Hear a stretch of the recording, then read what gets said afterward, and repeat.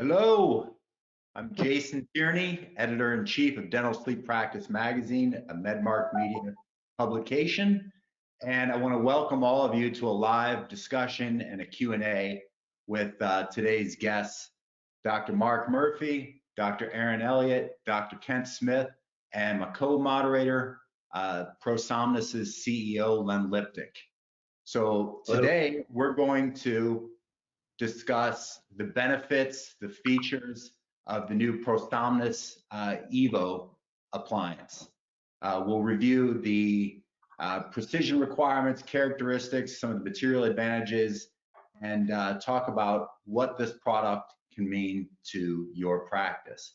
Before we get started though, because this is live, we're going to try to get to all of your questions. You can ask those questions in the box down at the bottom right. Just type those questions into the control panel, and our panelists will try to get to all of them today. I want to just spend a brief moment introducing each of the guests. You know who most of these people are. First, we've got Dr. Mark Murphy. Mark is what is Mark's actual title? Title is lead faculty for clinical education at ProSomnus. He's a principal at Functional Sleep and a regular presenter at Pankey Institute on case presentation and many other topics. We also have Dr. Kent Smith down in Dallas, Texas. Dr. Smith has lectured all over the country. He is the founder of Brady Billing. He is an avid diver. He hosts a wildly successful sleep roundtable each year, and he is the only panelist today that gets a pass on wearing cowboy boots. And then we have my esteemed Z-Pack podcast co-host, Dr. Aaron Elliott. She practices in North Idaho, bustling restorative dental practice, but treats a ton of sleep patients, literally and figuratively. A ton of sleep patients. She lectures all over the place. She is an avid social media promoter and influencer, and she teaches sleep apnea implementation courses all over the country with 3D dentists and Tarun Agarwal. She is also one hell of a soccer player. And then lastly, I want to introduce my co-moderator, Len Liptic. Len is the founder and CEO of ProSomnus Technologies, and he has been in the past president of Microdental. He has more than 10 years experience at 3M. So the focus of his career has really been on innovation and creativity in the dental space. So with that said, I want to once again remind everyone to type your questions in and really hand the baton over to you, Len, as we introduce the ProSomnus EVO. Thanks, Jason. I appreciate it. I think there was one other question that you wanted to ask to start the call off, and you want to go for it. If that's okay. I mean, really, I was excited when you came out with this product, because I know that ProSomnus always comes out with quality products. But my first thought was, there's over 150 FDA cleared appliances. Why do we really need another one? Many of the other ones are just fine. Why do we need another one? Yeah, I mean, I still have my thoughts on this. I just want to see if first and foremost, Dr. Elliott and Dr. Smith and Dr. Murphy has some thoughts on, what might be opportunities from a new device from the perspective of maybe what you experience with patients, or what you experience clinically with your team, or what you experience with with the physicians who refer to you.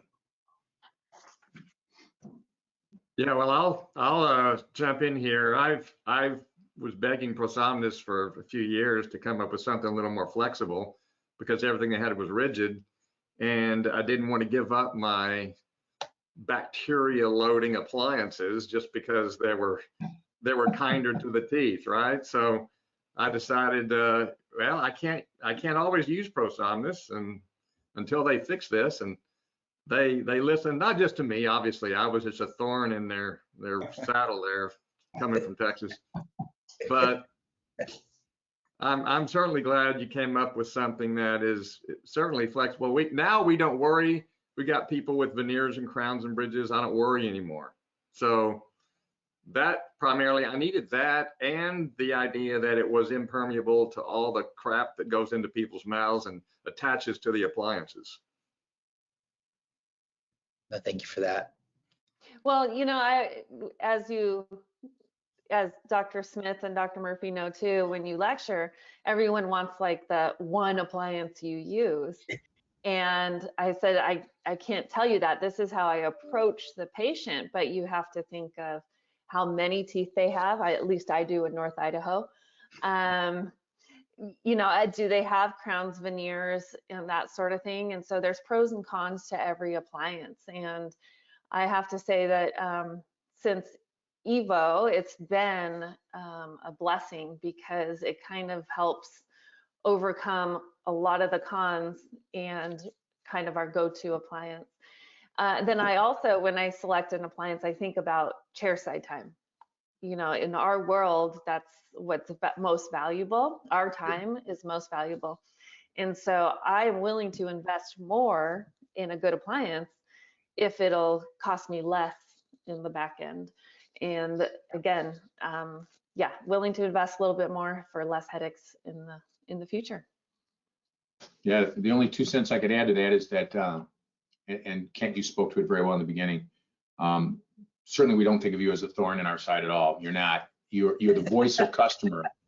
At least we don't say that to you in front of your face. But you're the voice of our customers, and our customers are the voice of our patients. And if you think that this would be a top-down activity where a company would say, this is what our customers need and this is what their customers need, that's hardly ever going to work very well. That's kind of how it's evolved over time. Dentists have used dental type designs, dental type pieces of appliances and advancement mechanisms, et cetera, and adapted things from orthodontics and made them work because they thought as dentists. And so when we came out with a little fresher approach with the iteration and the different kind of advancement, then our customers could come to us and say, well, we wish it did this, we wish it did this, we wish it had this, we wish it had this. And slowly it's been evolving, EVO, to the point where now we kind of have checked most of the boxes off the list.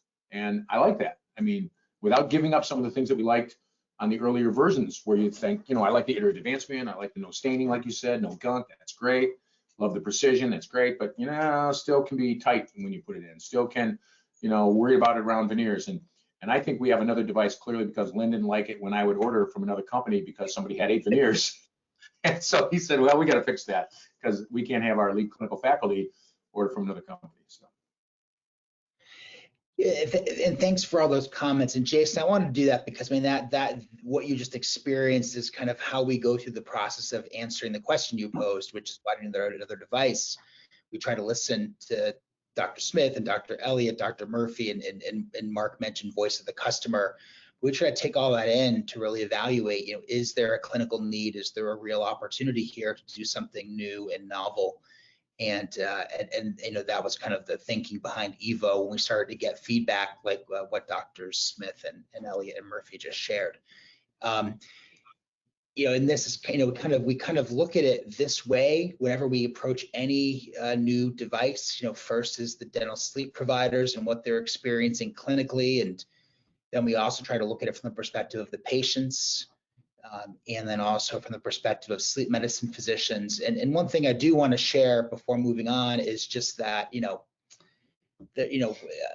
we conducted a survey of 150 physicians, and that survey showed that there's a massive opportunity for oral appliance therapy, and sleep physicians, 150 sleep physicians that we surveyed said that they're willing to quadruple their OAT referrals if key barriers are addressed. So all of that stuff kind of went into why we wanted to do EVO. First and foremost, the feedback from the dental sleep providers, and then also with this recognition that sleep physicians are willing to do a lot more oral appliance therapy if we address the barriers.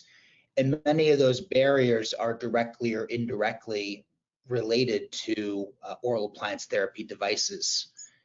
So that's that. That all went into kind of why we wanted to move forward and do EVO.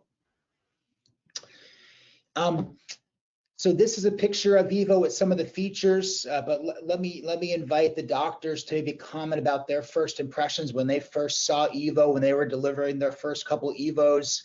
What were some of the things that kind of jumped out at you when you and your team were experiencing EVO for the first time? Well, I should tell you how Sam really experienced. That's my sleep champion. But a good one at that. She did, after we delivered, let's say, our first 10, she's like, I have not adjusted one yet, which it was very new. Again, chair side time. And I think that also is a patient perception too. So if you're adjusting a lot, your patient's going to be like, oh, well, is this going to work for me? So I think it instills confidence in that aspect too. I did get one made for myself, and I was, playing with it, flexing it. And I will say that it still kind of felt like firm in the mouth and not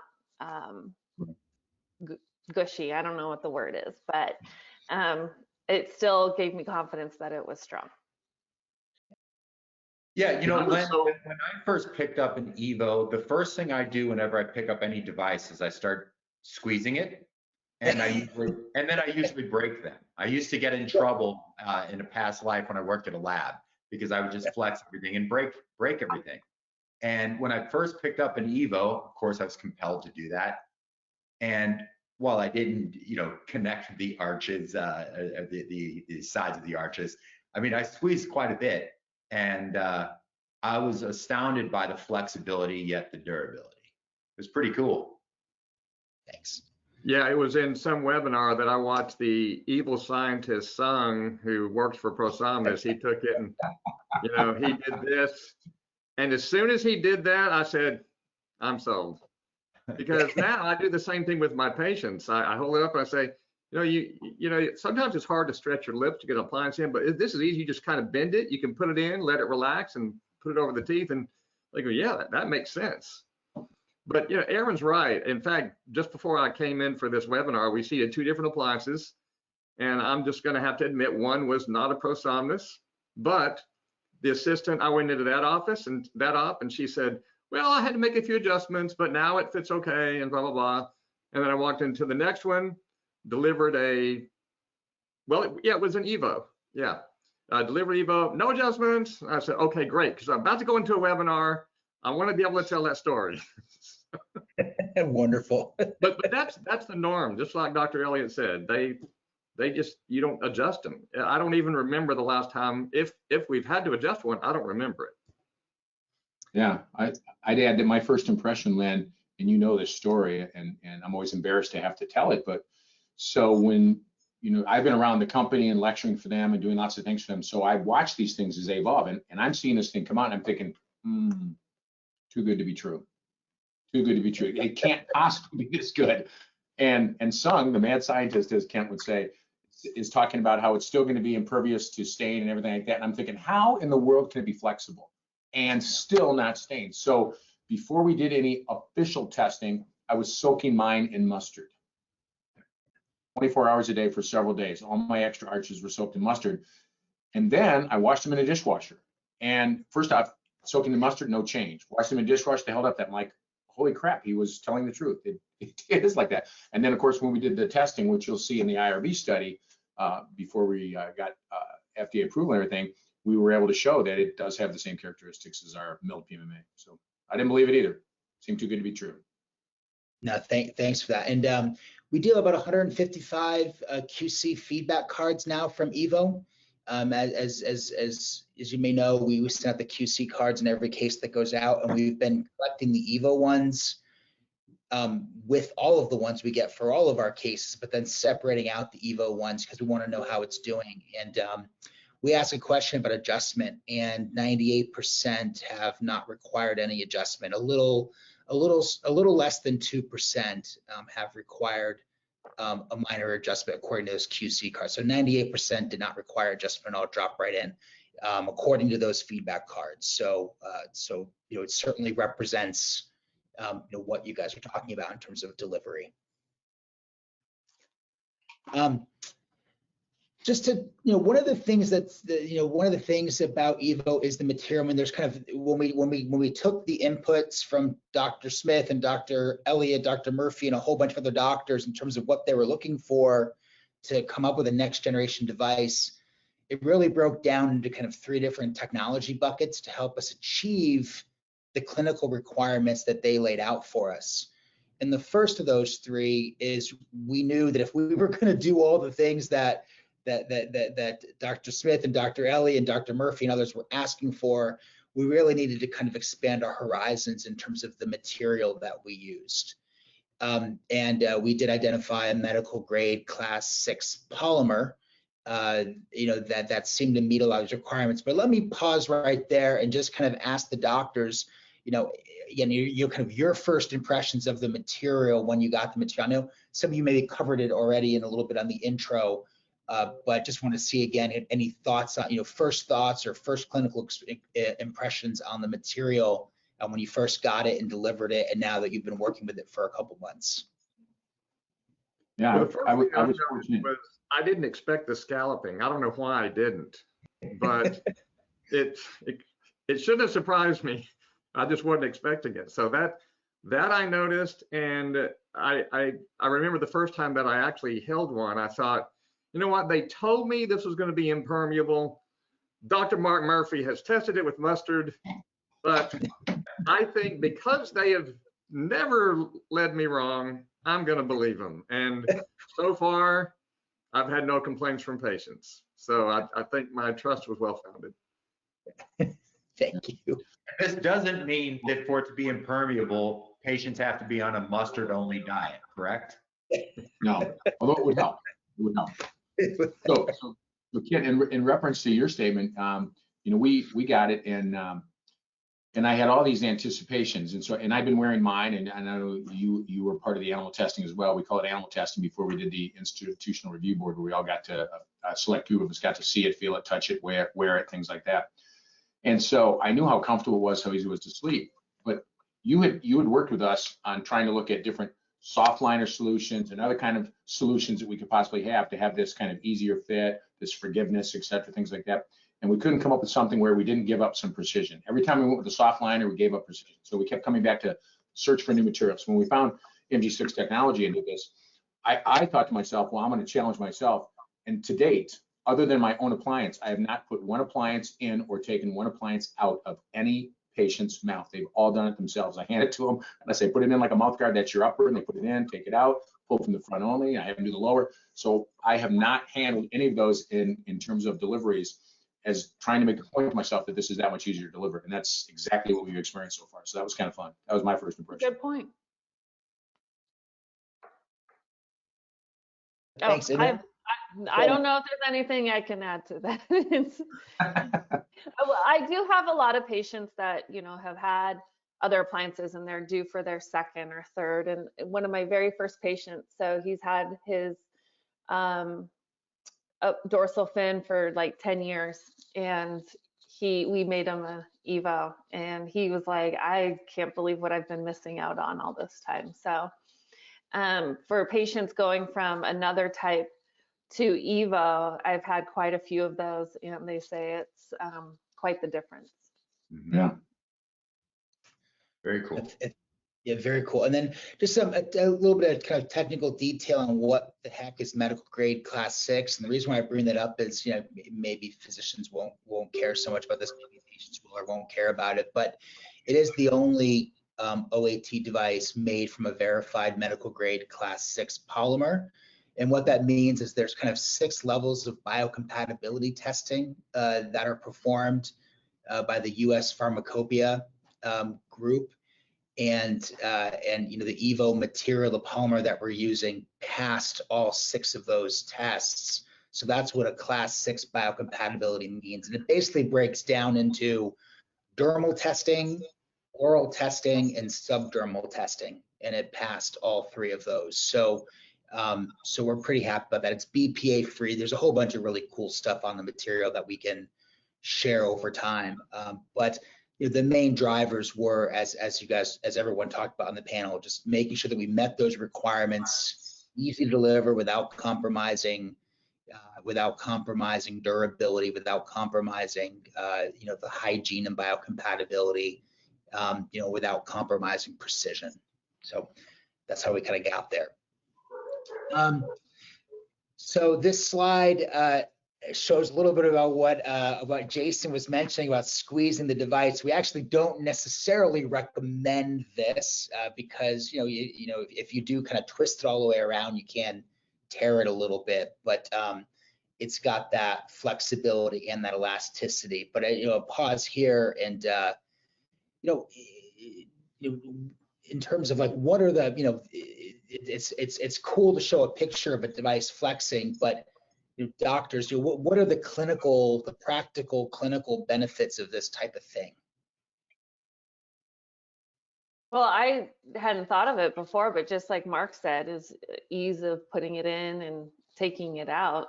When you don't want to leave a bad taste in your patient's mouth the very first time they try something in, pun intended, but yeah. You want it to be a good experience, right? So that they have confidence in it.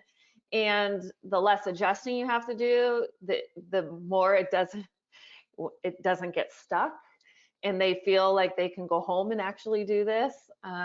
That's a lot of it always comes down to the patient. You're talking about cross elasticity and grade 6 blah blah blah. The patient just wants to know it's going to be comfortable and it's going to work. Yeah, fair enough. Len, I feel like there should be a do not try this at home like disclaimer on this slide. So I apologize for the poor setup there. No problem at all. It's just it's an amazing material, it really is.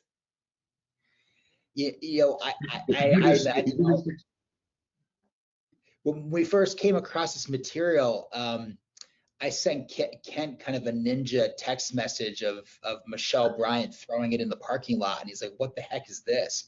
So, but we were literally throwing it against the wall trying to break it, which again, not something you want to try at home, but Very cool. It does have some cool properties. Something you said earlier, I kind of was taken aback. You said it'll tear. So are you telling me that it doesn't fracture?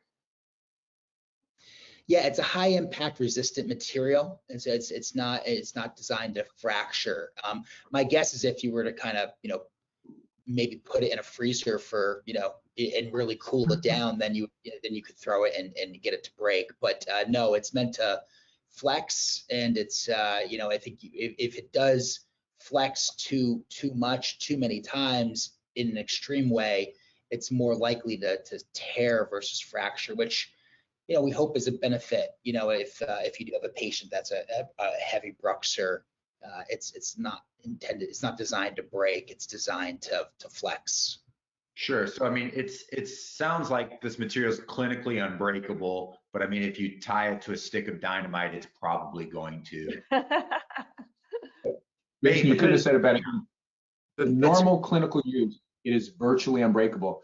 But if you run over it with your car, or you flex it 12,000 times like we're seeing in this little video, yes, you can eventually create a tear.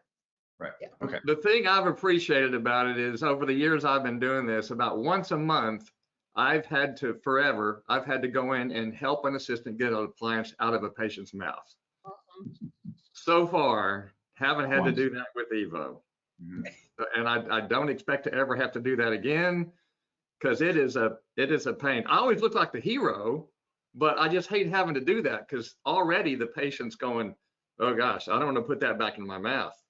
Right. Home, right? Sure. Yep. Absolutely. And then Len, can you just spend 14 seconds talking about what it is that we're looking at in the bottom right there? Sure.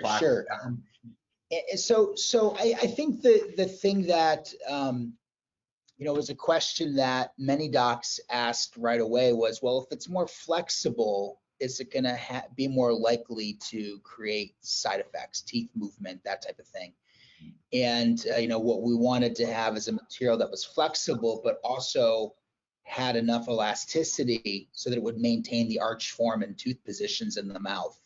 And so that's kind of what that's showing, is that with a regular acrylic material, when you bend it, you do get some plastic deformation, meaning it doesn't quite return to its original shape. With the EVO material, it has enough elasticity to it that even when you bend it and twist it around and do some crazy things with it, it will return to its original shape. And so in other words, it will maintain the arch form orthodontically, or the tooth position orthodontically. At least that's the intention. And the next slide talks about that. So I'll kind of invite docs, if I know that you're kind of you haven't been treating with EVO for multiple years, but have you experienced any dental changes or any side effect concerns with EVO so far? Not yet. No. And to that point, we even had a webinar where some of the people that had done some of the original work on our 2-year study with PMMA, milled PMMA, that showed no tooth movement, had asked the question about tooth movement with this material, because again, with its flexibility, you think to yourself, how is it going to not be permeable? How's it going to stop tooth movement? And the true answer will come when we have a 2-year study of this material, but we haven't had it out for 2 years. But at 6 months, we've had a select number of people that have had the device for 6 months that we were able to measure and do overlays, and we're able to see there's no tooth movement, no statistical change or movement of the teeth at all. And for all the variety of reasons, this deformation correction, et cetera, things like that, the blah, blah, blah, Aaron, that you and I'm with you on that. I'm like, what does this mean to the patient? But I do have to work through this stuff on the inside sometimes. So all that blah, blah, blah means, yeah, we do not expect to get any tooth movement. It's going to be like a retainer, just like we have with the I tell PMMA. patients it's more precise than a retainer, because Essex stretches over time. I think most people don't realize that Essex should actually be replaced quite often, but this won't stretch like that. So they feel kind of you can see the relief when you tell them that. Yeah. Well, I think further proof in my office sometimes, well, fairly regularly, we'll deliver an appliance and over time it gets a little loose. So the teeth have sort of migrated into it a little bit, and then we've got to send it back to have it redone. As far as I know, we haven't had one EVO yet come back any differently than it was when we delivered it. So it is maintaining that tooth structure. It's not orthodontically moving or allowing any movement to occur. Good point. Fantastic. And we will continue to track it and monitor it, as we all will. But the early signs on dental side effects are seem to be encouraging. So that's because those are the things we wanted to balance against, right? Because the more flexible material, can we have our cake and eat it too, right? And that's where engineering and innovation comes into play, is trying to find that combination of materials and engineering and design that allow us to do that. But so far so good. And then as the doctors mentioned, the other thing that we wanted to control for was just biocompatibility and making it easy for the patient to keep the device clean. Jason, when we were preparing for this, you pointed out the poignant question of how does it smell? Yeah, in the current the spring issue of Dental Sleep Practice, ProSomnus, Len, you and Mark wrote an article about the EVO, and there's a lot of really beneficial information there, some of which you're covering now. But my favorite quote, and I implore, if Heather is on, I implore Heather to use this in a future campaign. You ready for the line? Open up your EVO container. How does it smell? That's a attention grab. It doesn't smell like monomer. It doesn't smell like some sort of an adhesive that bonds the soft liner. It doesn't smell at all. Yeah, it doesn't smell like curry or anything. Mustard. No. Yeah, mustard. So you know what's cool about this slide, and I was absolutely shocked by this. When we did the IRB, and this was part of the IRB findings, the colorimetry studies, we had we were comparing, did patients like this better than CPAP? And you'd expect an easy yes. Of course, we expected a yes there. Did they like it better than some of the previous devices they had worn? And all the people in the study, in the clinical trial, had worn other devices, some of them several devices. So we were making comparisons to other devices. Was it preferable? But the thing we did not expect, because we really had never tested it, we had tested staining before against other devices, is how well CPAP masks came out. We were expecting CPAP masks to do terribly. We thought they would soak the stuff up like printed nylon materials do because they're porous. And instead, CPAP masks beat all the other materials. And we were like, okay, so we can't crap on CPAP masks from that standpoint, which we were intending to do. No, you got to go with the medical findings as you see them. So we're like, okay, cross that marketing activity off the list. Sure. What about you, Dr. Elliott? Have you opened up a case and smelled it? Oh, I don't have to do that part, but there, I mean, when you see black fungus and mold, it's kind of like, do they not see this? It's pretty, it's interesting to say the least, but I will tell you that I love the nylon appliances, but that is one of the biggest drawbacks is patients come back and say, I swear I'm keeping this clean. Like I feel disgusting, but I'm not. And so that I don't know if patients even realize the benefit of what they're getting with no biogunk and what we've overcome with other appliances in the past, but we're sure to kind of point that out. And I think, you know, with everyone wearing masks nowadays, is that I think it goes two ways for dentists. First, they don't fix their smile because they don't have to show it all the time. Or all of a sudden they're smelling what we've all been smelling for many years and they're like, okay, we better get some help. So I don't know if there's awareness about people's mouths, but hopefully there's more now. Sure. Yeah, and you know, Mark, when you first told me about the EVO, I mean, it was almost like an outline for this presentation because I kept asking you questions. It's like, yeah, but what about? And you were like, no, we've got that covered. Yeah, so it's flexible, so it's going to absorb stain and odor. Nope, Jason, you're wrong. Well, what about this? Exactly what you did. I mean, just one by one, you were checking off the boxes. So again, kudos. Oh, thanks. Very I cool. wish I could take credit for having found the material. Well, If everyone else here wasn't here, I'm sure you would.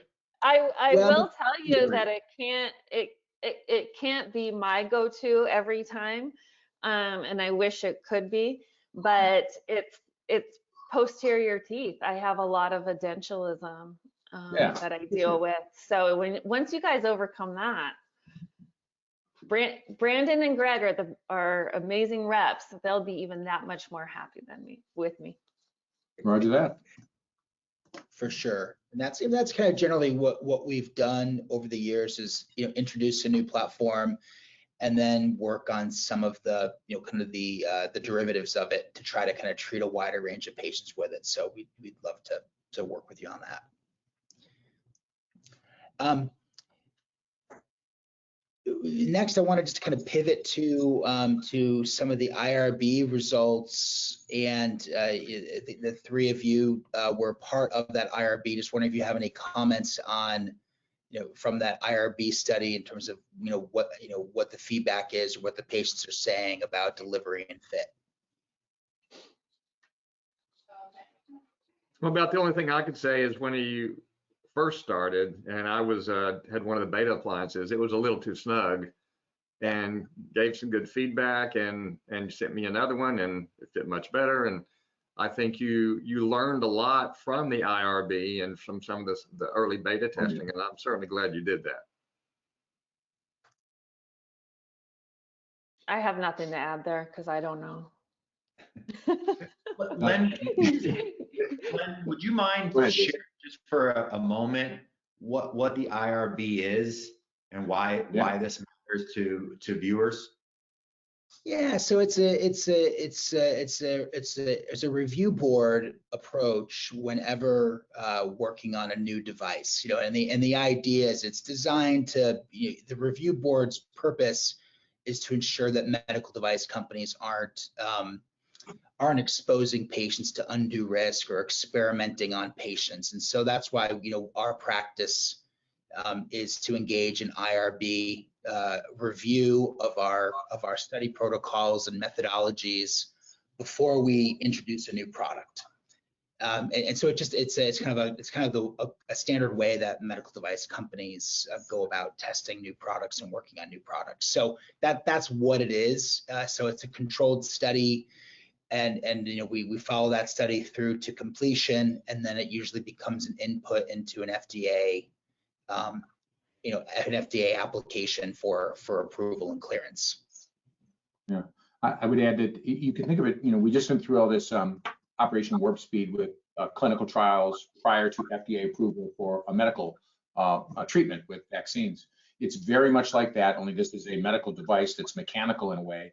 And so it's a pre-FDA clearance step that we would choose to take, and it's not easy to take. It's expensive, it's regulation with the government, et cetera. It's engaging different doctors across different centers to see so many patients.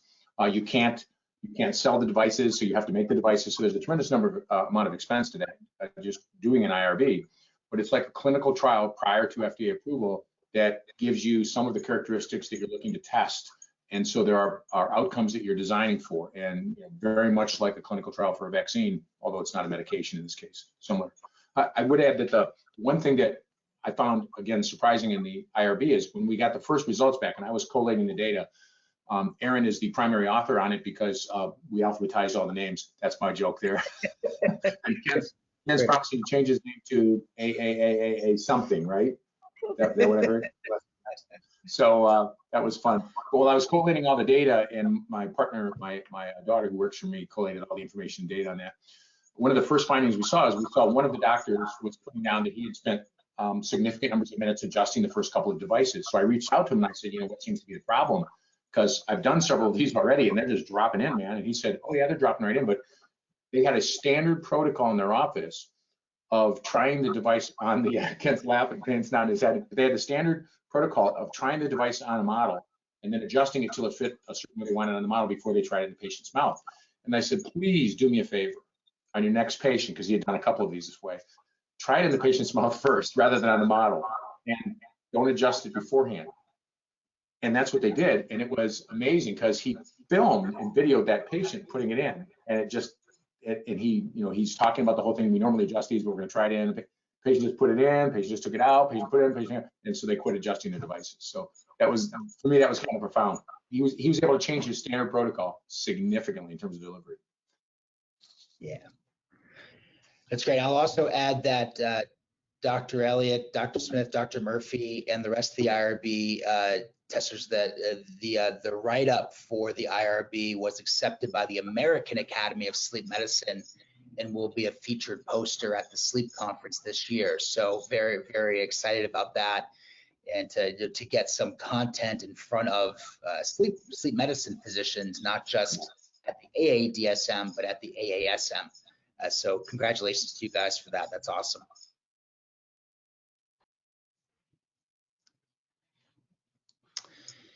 Okay, this just kind of moving along, just that's the second area where we felt like if we were going to achieve all of these different clinical goals, the second area where we need to kind of raise our game was in how we design our devices. And just kind of a very quick overview here. There's kind of generally we've identified 4 generic ways that oral appliance therapy devices are designed. The first is the tried and true manual design, where the lab tech forms the acrylic over a model, and then there's CAD/CAM, which is the lab tech is forming the device but using a computer mouse. The third is the hybrid manual CAD/CAM design, where a lab tech will form the splint using a computer mouse, and then once the splint comes out of the mill or the printer, they'll add the wings, or they'll add the Herbst arms, or they'll add the componentry by hand. So it's kind of a hybrid approach. And then there's what we are doing with EVO, which is AI-driven design. And what that means is, rather than a technician with a computer mouse designing the device over a model, It's really the AI software that designs the device based on the specification rule set that we've created, and then the RX that we get, the bite, the impressions, and the RX that we get from the dental provider. And then we have an operator who then reviews what the computer designed to say, okay, yeah, that makes sense, or it doesn't make sense. So we've kind of transitioned our designers from designing in a CAD/CAM world to really being more QC check once the device is designed by the software. And it really helps with precision and accuracy, device optimization, and manufacturing service. That's what we intended as the goals for that. So I just wanted to kind of share a little bit about what we're doing from a technology perspective to try to achieve these results. So I just want to pause. The neat thing about Go ahead, Mark. Yeah, the neat thing about that is Kent mentioned earlier that when he first saw the first Evo, he was a little surprised to see the scalloping. And so when you saw the scalloping, that scalloping could come about a number of different ways. Like if I were making a denture for somebody, I'd wax it up and I would create artificial anatomy and architecture to simulate root surfaces, et cetera, and things like that on the mucosa. This tooth sculpting that we see, this scalloping, is actually designed by the artificial intelligence software platform. It takes the actual patient anatomy and extrudes it a predicted amount so that the contours will feel natural and everything to the patient's mouth and lips. So it's their own anatomy extruded at a certain rate in certain areas. Then just like you're seeing here, then the device, the artificial intelligence comes back and suggests where and why to put the post in the occlusal platform in the posterior based on where the surface area is. So it's really neat stuff. And yes, there's still a human to kind of look at it and make sure that this all looks like it makes sense, so that we don't have the Matrix or something taking over our world. But it's really cool to watch this stuff happen. It's really cool. And this is incredible. How have the patients reacted when they see the scalloping or when they experience the device clinically? Is that scalloping making any meaningful difference for your teams or your patients? I mean, I think the patients just view it as less material, so, and we show them that. We can compare it to other models, other appliances, and but most of them haven't worn one before, so it's hard for them to do a comparison. So it's more team members and myself that have noticed it probably. But it's easier to describe to a patient why this one is probably going to be more comfortable than that one. And Dr. Smith, you do a lot to engage the patient in the appliance selection process. Can you talk a little about kind of why you believe in that, and then how this type of design might play into your approach? Yeah, I don't believe in forcing somebody into a specific appliance. I've had too many problems with that. I like to give people two options. You give them three, it's too many. Two's perfect, one is cheating them. So I don't want them to feel railroaded. So I always give them two. And it's really easy to talk about the pros and cons between two different appliances. Right now, what I seem to be doing is EVO and CA. And then I'm going with IA for those that gag. So that's kind of, depending on the patient, I'll decide which two I want to go with. But I always have two options. I'm in PDAC world, so I have to unfortunately look at their insurance first. Well, yeah, I'm not talking about PDAC right now. We have ours too. Kind of things. Yeah, fair enough. Fair enough. And one of the things that the software, is it designed to do is enhance precision with respect to the prescription. And wondering, doctors, if you could share just, how important is it, if at all, for the device to match the prescription or the bite that you provide for the patient?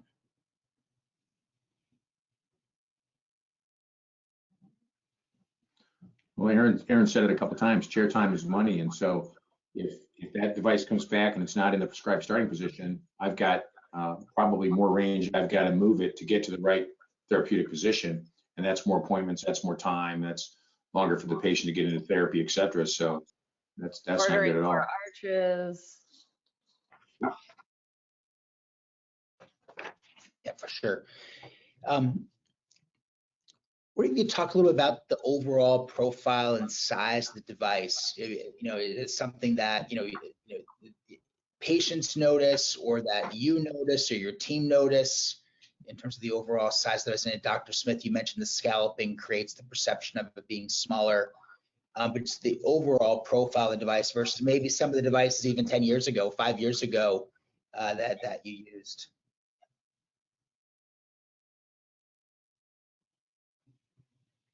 Well, I'd like to jump in here real quick if I can ask you a question, Len.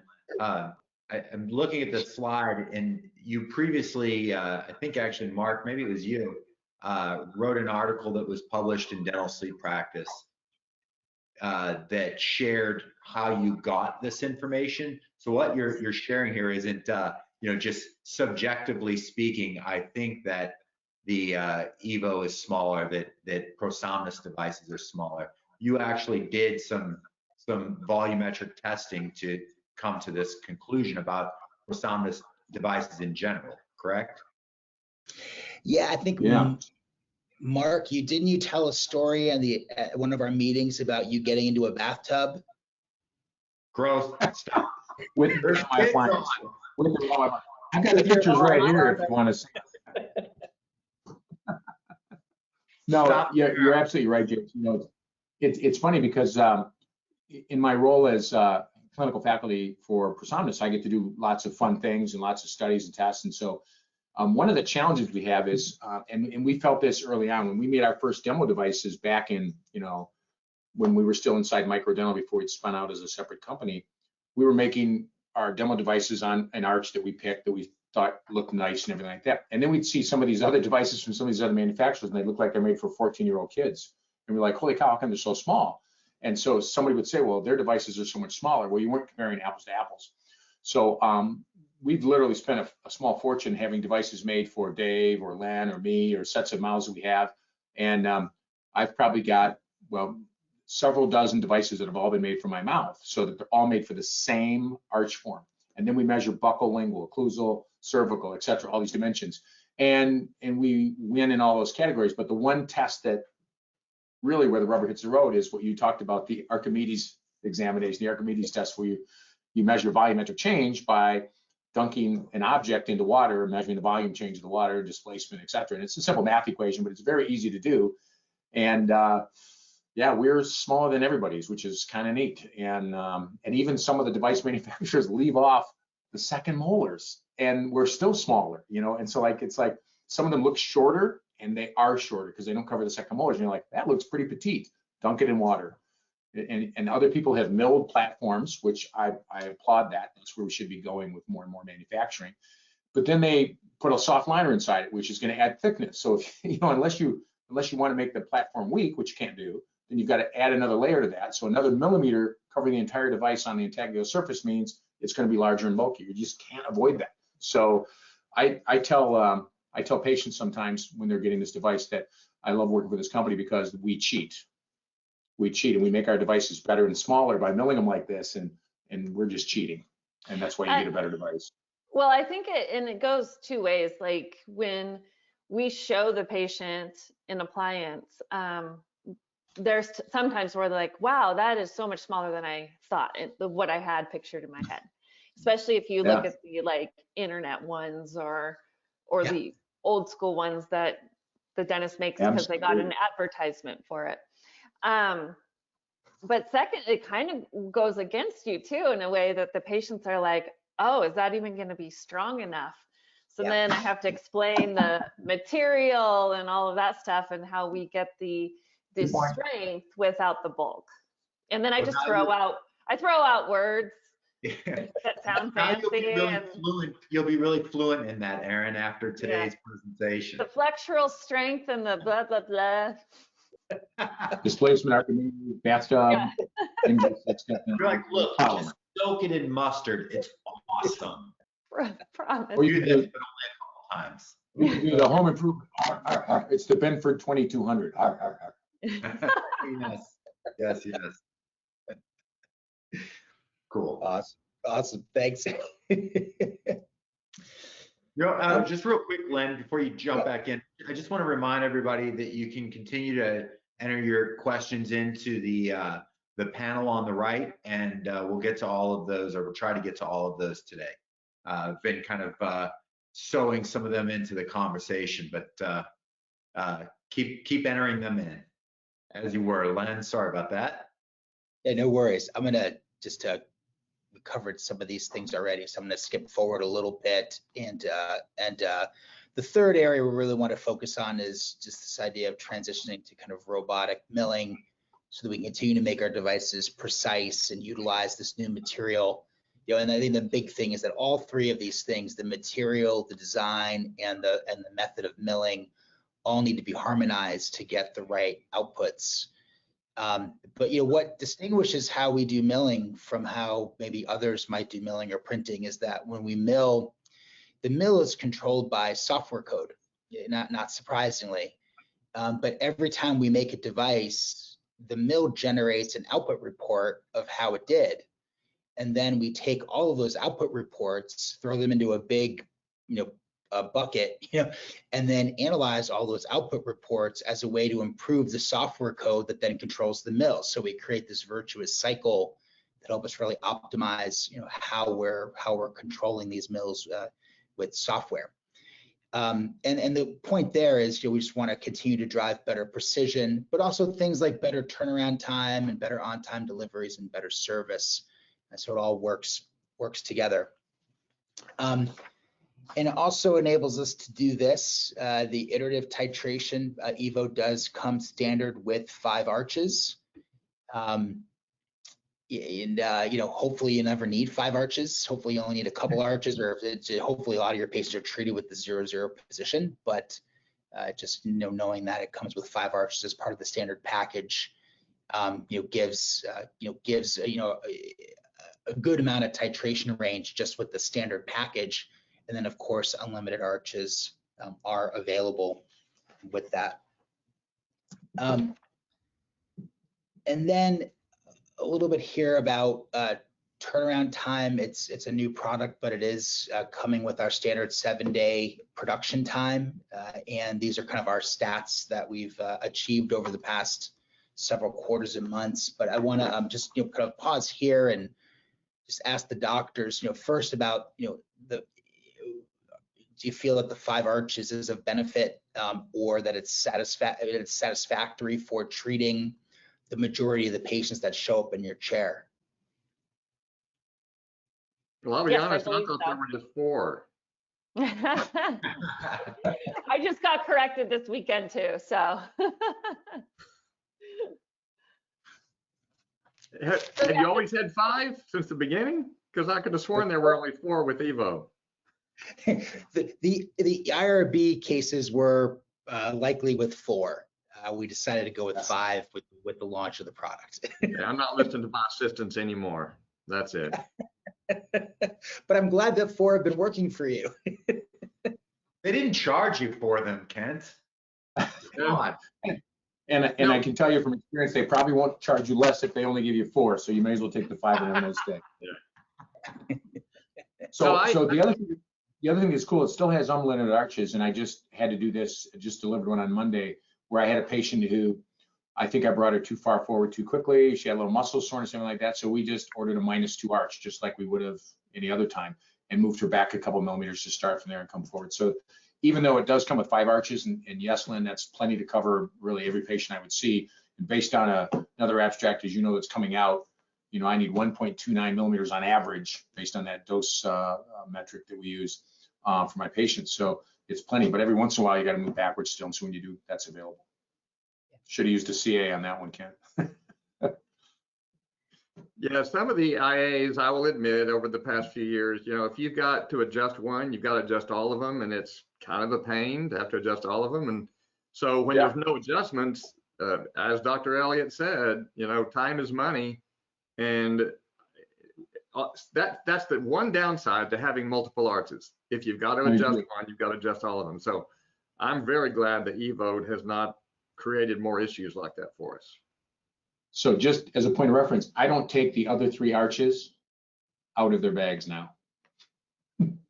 Oh, I try in the 2 arches, upper 0, lower 0, and I explain to them about the sequence. I have it all written out, and I tell them, here's the other arches. They're in these bags. They're nicely sealed and everything like that. Go on. Yeah, but Mark, we had a patient come in a couple of weeks ago that he had no idea he had more arches. He came back with the 0 over 0. 2 years he's been wearing 0 over 0. And he said, I had something happened, it broke or something. We said, well, did you try one of the other ones? No, I don't have any other in the box. Yeah, you do have one. So I can't fix that, Kent. I can't fix that. Oh my, yep, that happens. I know kind of EVO again, kind of relatively new. Just wondering if any of you have had any kind of follow-up home sleep test data to see how EVO is performing in terms of efficacy clinically. Now, some of those data points are mine up there. I know that because I've sent them in to you, and they are starting to trickle in. And every time I get one, I send it back in. The good news is in the IRB, the early treatments we did were on patients who had already been treated successfully with oral appliances, so we'd expect good results. We seem to be getting even better results, which is kind of weird that some of these patients who are coming in under the IRB are getting lower results than we were getting with our regular devices. So that's been a pleasant surprise too. But yeah, we're getting great efficacy with this. yeah, ask us a year from now. We'll have some better data for you. I wasn't prepared for that one. Yeah. No, fair enough. It's early. It is definitely early days. We're trying to get whatever data in that we can just to confirm that that the efficacy results are there. How about when patients come back in terms of their feedback to you about symptoms or how they're feeling, or at least are the qualitative things that you're hearing from patients, are those encouraging, or are there any concerns?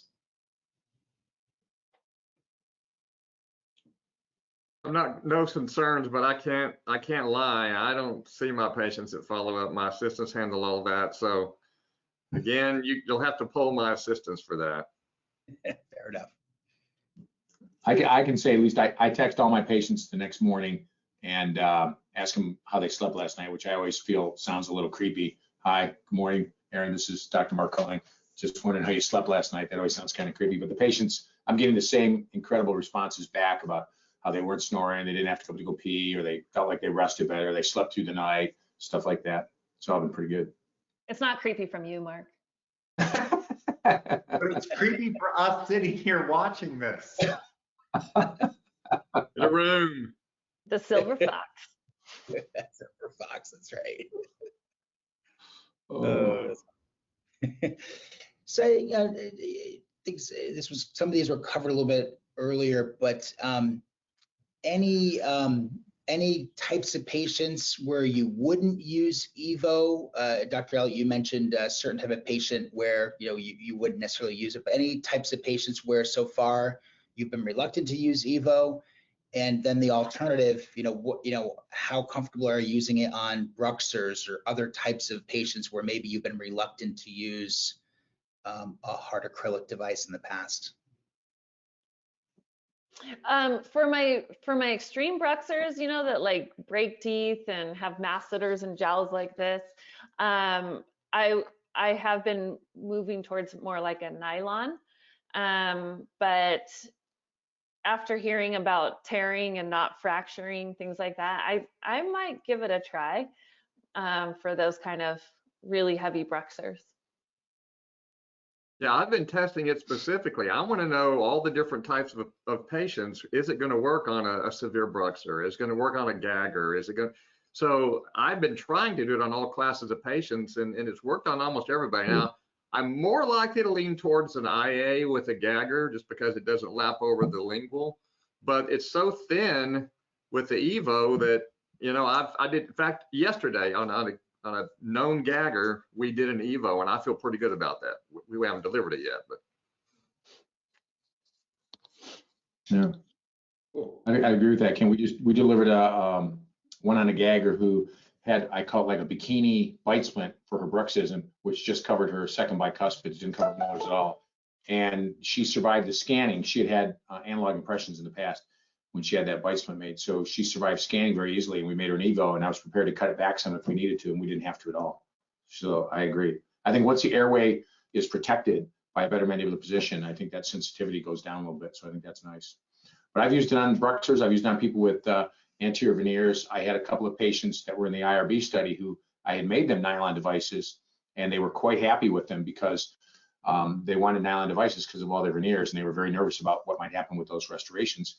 And they were a tiny bit nervous, but anxious to try it, this new device in the IRB, and they've been, very satisfied and are wearing that device instead. So that's been a good transition. Excellent. That sounds good. And here, I don't have any edentulous patients. All my patients are required to have teeth before they can come in for me. So. And Jason, I want to leave a little bit of time for Q&A. So unless everyone disagrees, I'll just kind of skip ahead a couple slides here. Just kind of very quickly, EVO's off to a really great start. The number of people who are doctors and providers who are ordering EVOs going up quite considerably. A lot of that's been governed by us as we kind of feather the launch a little bit so we can scale up our manufacturing and our capacity to match kind of the interest level that's out there. But the trend and the kind of the weekly increase in the number of providers prescribing EVOs going up, and we're very pleased about that and encouraged by that. And then the count of the cases shipped, again, more of a reflection upon our capacity as we kind of are in soft launch mode and control the launch, but a very encouraging trend. And today we announcing that we are going to kind of move from soft launch to making the device fully available. We believe that from a manufacturing perspective that we're ready to go. So anyone who does want to order it, we're kind of moving from soft launch into full launch. Sorry for all the business jargon, but we're pretty excited about it. And the reason we do these things is we want to be careful, just like we do the IRB. We want to make sure that we validate the device is working and that it's safe and that the manufacturing process is working and as intended. And so we just try to be careful with these things. But now the device is fully available. Again, we've been tracking QC cards. 175 QC cards have been returned. 96% first time fit, 99% patient satisfaction, 100% practice satisfaction. 100% of people filling out the cards and sending them in said that they would recommend EVO again for another patient or to another dental sleep provider. So very encouraging feedback thus far. So, Len, real quick there, Dr. Elliott mentioned earlier what it means for the patient, right? All this jargon and stats, whatever. What does it mean for the patient? That 99% patient satisfaction, I think that's probably really most telling and most important for everybody that's listening right now. Yeah, and some of the stuff we didn't provide, Jason, building off that is, we got the IRB group got some really great data from patients around preferring it over CPAP, right? And symptom alleviation in the morning and all of that type of stuff around the patient experience, which is really strong and very helpful. And we're grateful that we're going to be able to, have, that data set is going to be presented at the AASM as well, so we can get that patient satisfaction data out there. Let them know that insurance covers it. Right. I was shocked. I'll pull up, I have it listed here on this slide. We were shocked by this. 94% of the 150 sleep medicine physicians that we surveyed, 94% of them said that lack of insurance coverage is a major barrier to prescribing OAT. So Dr. Elliott, you're right on. Just letting them know, hey, this is covered by insurance.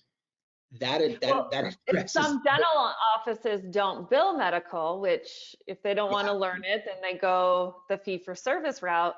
That might send the message. Maybe that's where they're getting that message, because that's absurd. Len, can you hang out here for 1 second on this slide? Because sure. This is something that I think is so important. You've talked about this survey and past issues of dental sleep practice. You touched on it earlier today. You mentioned this AASM poster. How can a dentist, how can any of the viewers today take this information about the EVO, about this product that meets the concerns, that addresses the concerns that physicians express?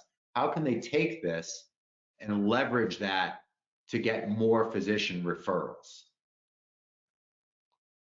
Yeah, that is a great question. I think what we are trying to do is make some of the content available, and then make it available to the dental sleep providers, and then they can pick and choose which data points, factoids, white papers they think might move the needle with a referring physician. And I'll defer to the docs here who do this, or have people in their practice who do this.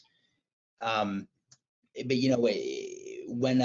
when you think about approaching a sleep medicine physician, or having one of your team members approaching a sleep medicine physician, how might some of this data, make an impact? Well, I start out with, we bill medical. We do not move forward unless the patient knows they're out of pocket. That seems to be the biggest question they have. And then I point out that I never discussed the side effects that CPAP could have, and the side effects that I hear from patients on why they couldn't tolerate it.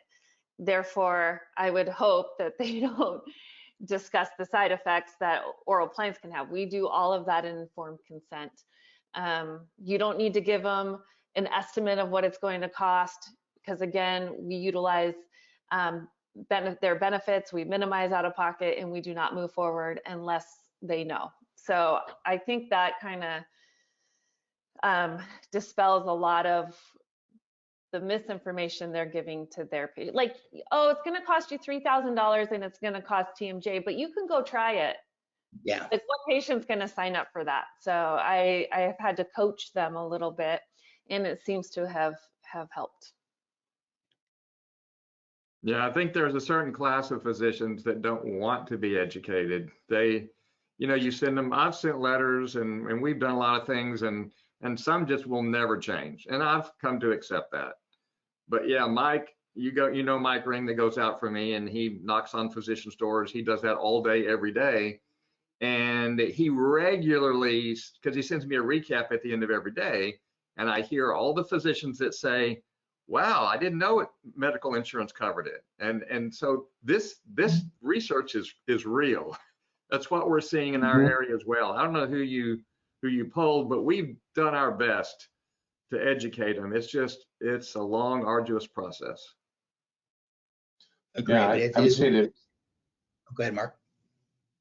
One of the pieces of conversation that I tend to have with physicians when I do get that time in front of them is I tell them that, a lot of physicians will have an absolutely accurate viewpoint of all the negative aspects of oral appliance therapy, because all of the older legacy type devices were made by hand by dental laboratories.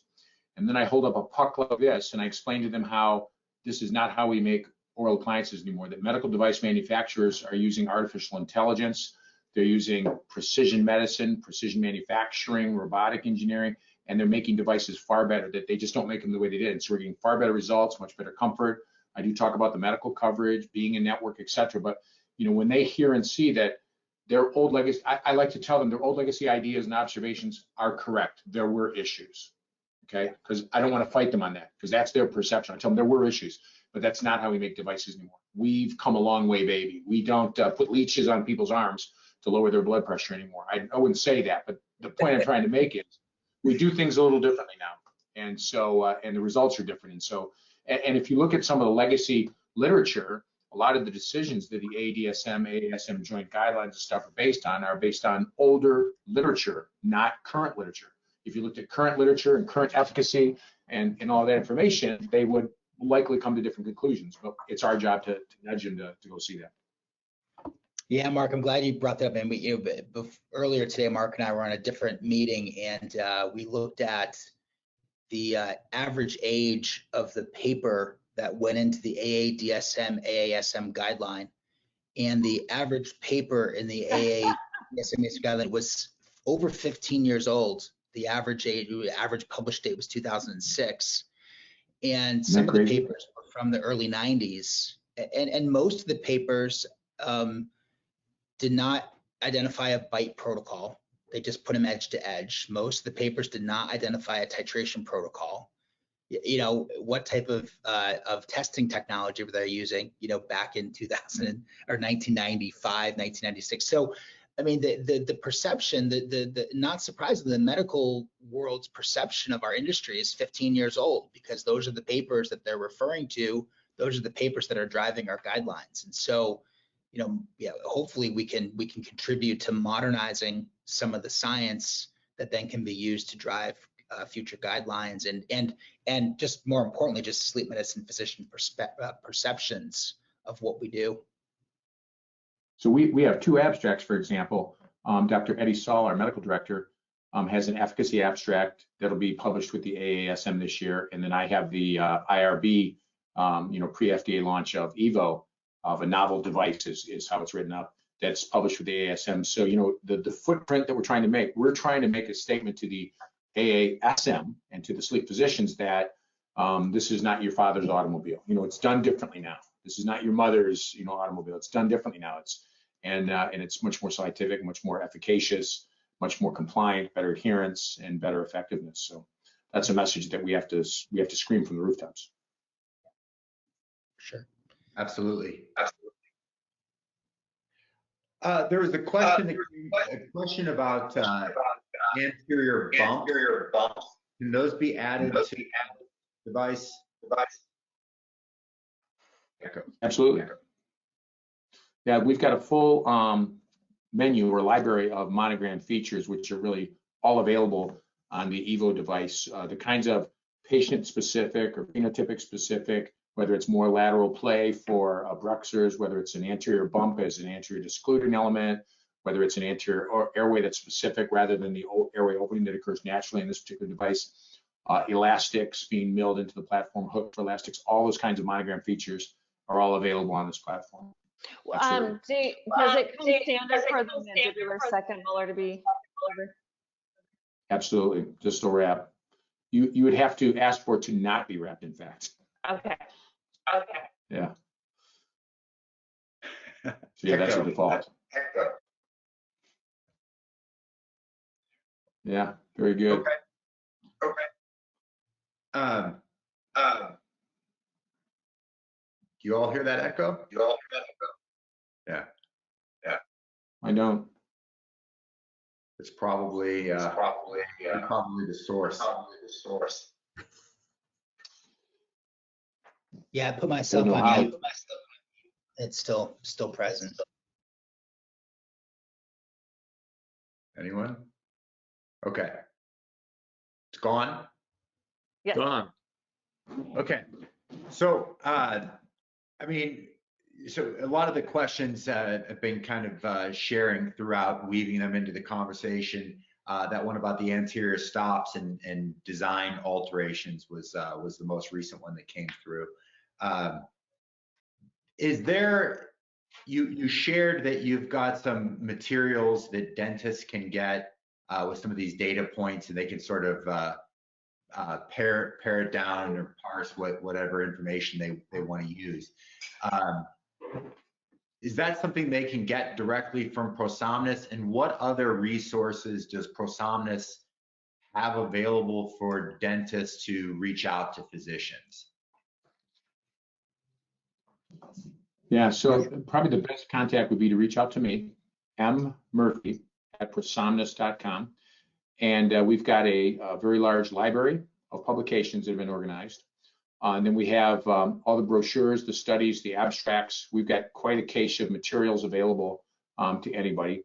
We also have a kind of a unique thing that people seem to really love called the registry, which is it's a spreadsheet in a PDF form that looks pretty, but it's where you put in your last, could be 20 or 50 or 100 cases, and you put in your pre and post AHI scores, some characteristics about the patients, et cetera, and you calculate out some of the reductions you've had so that you can kind of show in a very objective fashion your successes that you've had with patients. And I use that when I drop off information with the doctor, and I don't go there asking for referrals, I go there asking for business cards so I can refer to them. And of course, when they see some of this information and I attach that with the AASM, AADSM guidelines, they're usually fairly impressed that we're getting this kind of thing. Then they call me back and ask me, Aaron, your kinds of questions. Are you a network? Do you bill insurance, et cetera, et cetera? So all good stuff. They email me and I'll take care of that. Yeah, Cool. and I'll add that a couple of the items are going to be published at AASM and AADSM this year, so it may take a couple weeks. We want to make sure that they're first published at those events, and then after they're published, we can have reprints available. But we've got all of it. We've got all of it ready to go. Okay. And then just sort of recapping, patients prefer the EVO. You've got some data to support its efficacy. Everyone here has concluded that it's easier to seat. There's no biogunk. It's durable. It's smaller than other devices. And it addresses many of the reasons that physicians have cited for not prescribing more oral appliances. All of that's true, yes? That litany of glowing rationale to use the EVO. So what are the shortcomings other than the 2 patients that Dr. Elliott sees that don't have any posterior teeth? Why wouldn't someone use an EVO? Insurance won't let me. That's the other. Yeah, Blue Cross. Okay, so PDAC requirements with low allowables and Medicare patients. That's it. No, right? yeah. So it's not the low allowables that hold me back. Again, I'm willing to make less because the insurance doesn't care what your lab bill is. I'm willing to make less if it's going to save me headaches in the end. But a lot of the private insurances are following Medicare guidelines. So. Yeah. So what are you going to do to change those Medicare guidelines, Len? He was hoping to hear from PDAC today. I wasn't going to say it.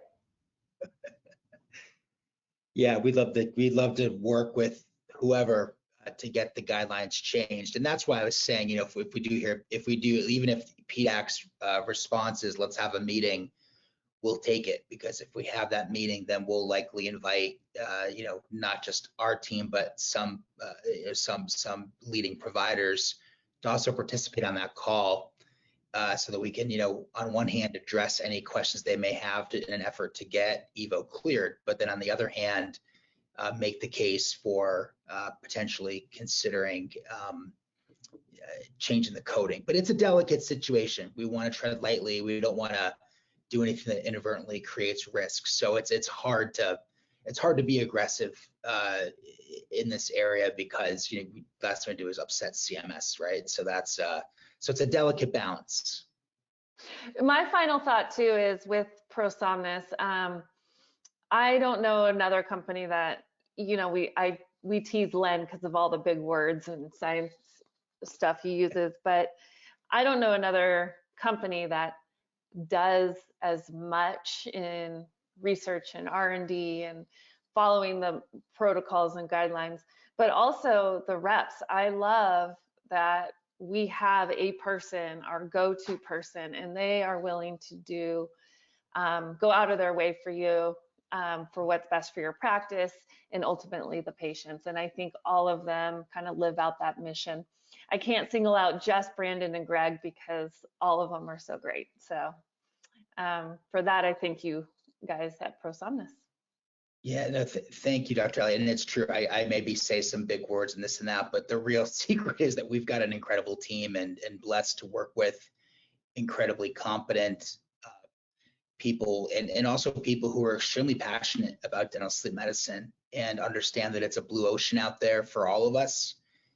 And we really just need to kind of continue to educate. And Dr. Smith, I think at a prior conversation, you shared, an interesting statistic that when patients are made aware of oral appliance therapy and they ask their physician about it, then they're more likely to end up back in your practice with a referral for oral appliance therapy. Is that if I'm remembering that correctly. Well, yeah, I probably said that physicians don't typically say that an oral appliance is available. So if the patient knows to ask, then the physician says, well, okay, yeah, Yep. you can use an appliance. I've got patients I had one yesterday. She said she had a study 5 years ago. They told her her only option was surgery. That's it. And her AHI was 14. So and I had another patient yesterday who also said she never had a study because she assumed she would have CPAP. And I hear that regularly. And I just hate that. They don't know there's other options out there, but you guys have to help us. We're doing our job, and I know you guys are doing your job too. Consumer awareness from when I first started is gotten so much better, but I'm still pounding the pavement to get the word out there that there are options and that they don't have to suffer. Insomnia can be sleep disordered breathing, all of these things that people don't look to sleep being one of the culprits. So I'm battling on all fronts and trying to change our community. Well, and we hope to do what we can to be your partners in that. And I know every single member of the ProSomnus team feels that way. And you know, whatever success we do have and whatever momentum we do gain, we try to reinvest it into devices and studies and things to help, you know, each of you, you know, educate your local communities so that we get more patients into treatment. Because, you know, I looked at some data the other day, and I think it's fairly clear we're losing the battle here, right? You know, the number of new people who are contracting, I say contracting, it's not the right word, but the rate of the people who are developing OSA exceeds the rate of the people who are being diagnosed with OSA by like 5 million people a year, right? So there's more people.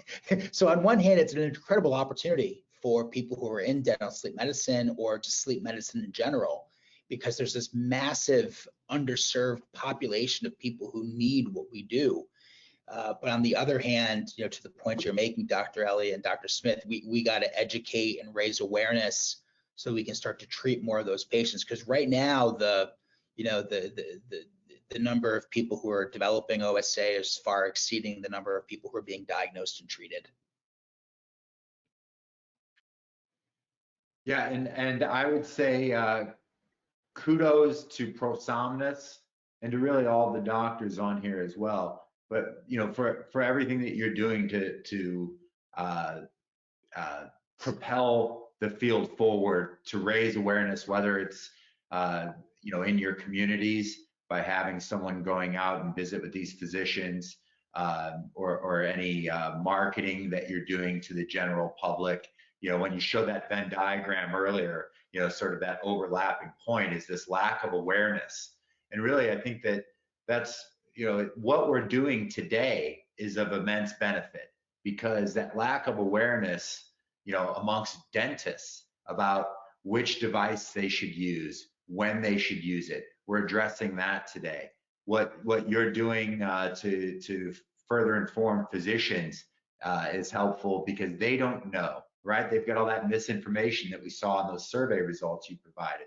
And then lastly, the patients, the people, they just don't know in most instances that they even have a problem. And if they do, as you mentioned, they probably don't know that an oral appliance can help, that an EVO can help. And if they do know, they probably aren't aware that they've got more than one trade. That was a reference to your patient, Dr. Smith. With that, though, you know, we're a little over time here. Anything else that anyone wants to add before we close out here? The final thing I would say is, you know, one of the beauties of using better devices and educating physicians is we can maybe create a little bit of a shift in their prescribing patterns. And if we could just create a 5 or 10% shift in how they view oral appliance therapy, we would triple or quadruple the oral appliance market like that. And so I'm not saying we shouldn't be concerned about other things within the scope of dental sleep medicine, But if we could just earn physicians' trust by not using devices that lose their trust and challenge their belief in what we're trying to do, and if we follow the guidelines and work with them and communicate well, we earn their trust, we'll triple or quadruple our market overnight. Undoubtedly. Well said. Jason, So I I'm would just gonna, go ahead. Oh, I just wanted to just echo Dr. Elliott's sentiments about the reps. Those reps are the face of your company, guys. And my team loves your company, but they love your company because of the reps. And so it starts from the top, works its way down, and they never have anything bad to say about ProSomnus. So thank you for being that kind of company. I appreciate it. It means a lot to hear that. And I just want to conclude by saying thank you. Thank you to Dr. Elliott and Dr. Smith and Dr. Murphy and Jason, but also to all the dentists and providers who are on this webinar, because, as Mark mentioned earlier, it may not be a dentist who developed or invented this material. That would be Sung, who does a lot of that stuff, but the requirements, the specifications for what type of material we need, that absolutely comes from the dental sleep medicine community, and we're grateful to get that feedback. A lot of that feedback comes through our reps. The provider will talk to the rep, and the rep will forward on that information to us, but we capture all of it and we use all of that, and it kind of creates a compass for us. And then it's Sung's job and the technical team's job to interpret all of that feedback into, okay, we need a new material, or okay, we need to update our design algorithms, or we need to update whatever. That's how we work. But it all starts with the dental sleep providers and their interactions with patients. So thank you for that so much. Well, thank you, Dr. Elliott, Dr. Smith, Dr. Murphy, Len. Appreciate you dedicating the time, sharing your experience, your expertise with all of us. Len, thank you for not sharing too many big words, just the sentiments that they're for. I want to remind everyone to keep an eye out for an email. You'll get an email from Dental Sleep Practice that will provide you with access to a replay of this video if there's anything that you want to circle back on and learn more about. Also want to say thanks to ProSomnus. Really, you've been a great friend to Dental Sleep Practice. I've admired what you're doing since day one, and I really commend you for everything that you've done in assembling this team that we've mentioned, but also to really just catapult the industry forward and help raise that awareness I mentioned earlier. And I want to remind everyone to subscribe to Dental Sleep Practice. If you haven't seen it, Dr. Smith and Dr. Elliott are both featured in the current issue, as are Len and Dr. Murphy in a separate article focusing a lot on the advent of the EVO. So go to dentalsleeppractice.com, go to ProSomnus.com to learn more about the EVO and request some of those assets. And want to say thank you. So good night. Thanks, everybody.